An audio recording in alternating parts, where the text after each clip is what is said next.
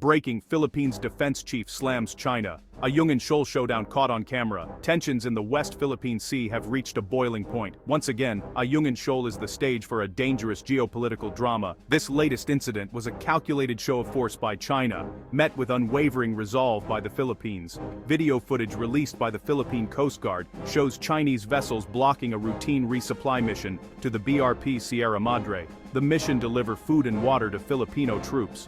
For China, even this is a challenge to its sweeping claims.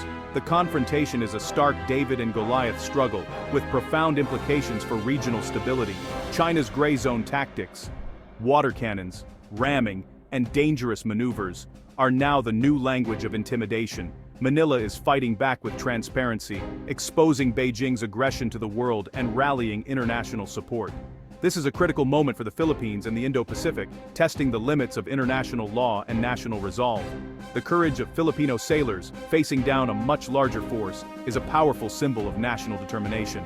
The events at Ayungin Shoal are a flashpoint that could ignite a much larger conflict if not handled with strength and diplomacy. The world is watching as the Philippines stands its ground. The confrontation began with a chilling radio exchange. "Philippine vessel, this is the China Coast Guard, leave immediately." The Filipino captain replied, "We are conducting a routine resupply mission within the Philippine Exclusive Economic Zone." The Chinese vessels, larger and more numerous, began a dangerous ballet of intimidation. They cut across the bows of the smaller Philippine boats, risking collision in a reckless display. The intent: block the path to the BRP Sierra Madre at all costs. Filipino crews made split-second decisions to avoid disaster, their vessels tossed by the wakes of the giant Chinese ships. Then came the water cannons, powerful jets slamming into Philippine boats, damaging equipment, and endangering lives. Despite the assault, the Filipino crews held their ground, determined to complete their mission. Surrounding them, a fleet of Chinese maritime militia vessels formed a secondary blockade. These so-called fishing boats moved with military precision, adding to the overwhelming numbers. China's use of state-sponsored militia is a key part of its strategy, asserting control while maintaining deniability. The coordinated actions revealed a well-planned operation, not a random encounter. The message was clear: China will enforce its claims through sheer force and intimidation, but the Philippines refused to back down. To understand the firestorm at Ayungin Shoal, you must understand the BRP Sierra Madre. Once a U.S. tank landing ship, it was grounded on the shoal in 1999, now a makeshift outpost and a symbol of Philippine sovereignty. Its rusting hull stands as a testament to Filipino defiance. Manned by a small detachment of Marines, the Sierra Madre is a lonely sentinel guarding national territory. Ayungin Shoal is just 105 nautical miles from Palawan, well within the Philippines' exclusive economic zone. The shoal is a gateway to resource-rich Rectobank and a critical feature in the nation's defense. Allowing China to seize Ayungin would be a devastating blow to Philippine security and economic interests. The men on the Sierra Madre endure hardship, relying on perilous resupply missions for survival. China's harassment is not just geopolitical, it's a direct humanitarian threat, an attempt to starve out the defenders. Every resupply mission is a political statement, a refusal to bow to coercion. The Sierra Madre, with the Philippine flag flying, is the defiant heart of the West Philippine Sea. After the confrontation, Defense Secretary Gilberto Teodoro Jr. delivered a powerful condemnation of China's actions. He called them barbaric and a flagrant violation of international law. Teodoro emphasized that defending Philippine territory is a constitutional mandate, not a policy choice. He invoked the 2016 Arbitral Award, which invalidated China's 9-dash line and affirmed Ayungin Shoal as Philippine territory. For Manila, this ruling is the bedrock of its legal and diplomatic position. Teodoro's assertive stance marks a shift from quiet diplomacy to vocal, transparent defense. His statements are designed to rally domestic and international support, and to name and shame China on the world stage. The Philippines is acting lawfully. China is the outlaw. The Ayungin Shoal confrontation was not bloodless. Several Filipino sailors were injured by water cannons and ramming, real human suffering, not just headlines. The small Philippine mission faced overwhelming force, 2 supply boats and 2 escorts against dozens of Chinese vessels. The disparity was meant to intimidate and overwhelm. A Chinese Coast Guard ship deliberately rammed a Philippine boat, causing serious damage, a gross violation of international maritime rules.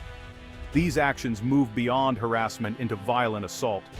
The Filipino sailors endured a deliberate attack, defending not just a shoal, but their country. Their sacrifice is a stark reminder of the human cost of China's ambitions. The welfare and safety of these defenders must remain a top priority.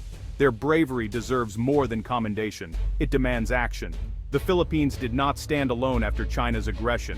Dramatic footage and swift diplomacy triggered a wave of international support. The U.S. reaffirmed its commitment to the Mutual Defense Treaty, warning that an attack on Philippine vessels would invoke U.S. defense commitments. Australia and Japan voiced strong opposition to China's destabilizing conduct. The European Union condemned China's maneuvers and highlighted the importance of the 2016 arbitral award. This broad support shows the dispute is no longer just a local issue. It's a test for the rules-based international order. The world is watching to see if law will prevail over brute force. Manila is building a collective front against coercion, strengthening alliances and partnerships. Joint patrols, intelligence sharing, and capacity building are leveling the playing field. International condemnation isolates China and raises the cost of its aggression. The message to Beijing bullying will not go unanswered. At the heart of the Philippines' response is radical transparency. Instead of hiding incidents, Manila documents and publicizes them. Videos and photos of Chinese harassment are released in real time. This name and shame approach strips away China's deniability and exposes the truth to the world. Legally, every piece of evidence strengthens the Philippines' case. Diplomatically, it rallies support. For too long, China controlled the narrative. Now, the world sees the raw footage. This is asymmetric warfare. The Philippines can't match China's navy, but it can win hearts and minds. The David and Goliath narrative resonates globally. Operational persistence on the sea, combined with assertive public information, creates a powerful synergy. Each resupply mission is a demonstration of resolve. The Philippines is backing up its words with courageous action and the moral high ground. Beyond strategy, there's a personal story. The men on the front lines bear more than physical injuries. Each mission is a high-stakes journey, with constant threats and immense pressure. Their families share the burden, living with anxiety and fear for their loved ones. The emotional cost is a quiet form of patriotism, underpinning national resolve. Camaraderie among crew members becomes a vital lifeline, forging strong bonds in the face of danger. This unity allows them to return to sea, protecting each other and upholding the nation's honor. Recognizing this human cost is crucial for sustaining the Philippines' strategy. The government must provide not just equipment, but robust mental health and family support. National gratitude must include a real commitment to the well-being of these frontliners. Their sacrifices are the foundation of the Philippines' defense.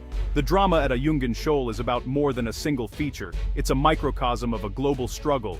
At stake, will international relations be governed by law or by force? The Philippines is championing a rules-based order, defending the rights of all nations under international law. The 2016 Arbitral Award is the legal centerpiece. Upholding it defends the integrity of global dispute resolution.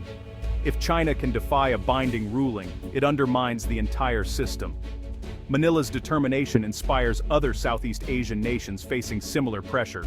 By refusing to be intimidated, the Philippines shows smaller states have agency. The outcome at Ayungin Shoal will shape the future of peace and stability in the Indo-Pacific. The world is watching as the Philippines holds the line for a free and open order.